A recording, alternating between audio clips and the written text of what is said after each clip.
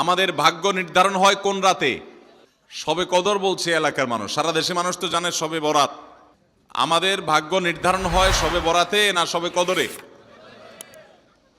মাশাআল্লাহ, এলাকার মানুষটা সঠিকটা জানেন, বোঝা গেল। শবে বরাতে যত মানুষ মসজিদে আসে আমাদের দেশে, সারা বছরের অন্য কোন রাত দিন অন্য কোন সময় এত মানুষ মসজিদে আসে কারণ কি? শবে বরাতে মানুষ মসজিদে বেশি আসে কেন? সারা দেশের মানুষ তো জানে ভাগ্য নির্ধারণ হয় শবে বরাতে।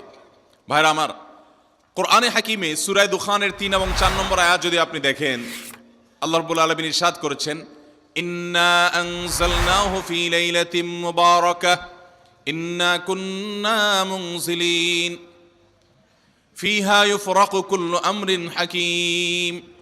আল্লাহ বলেছেন, আমি নিশ্চয় কোরআনকে নাজিল করেছি, অবতীর্ণ করেছি একটি বরকতময় রাতে। কোন রাতে বরকত নাজিল করেছেন আল্লাহ তাআলা? বরকতময় রাতে কোরআন নাজিল করেছেন আল্লাহ বলেছেন।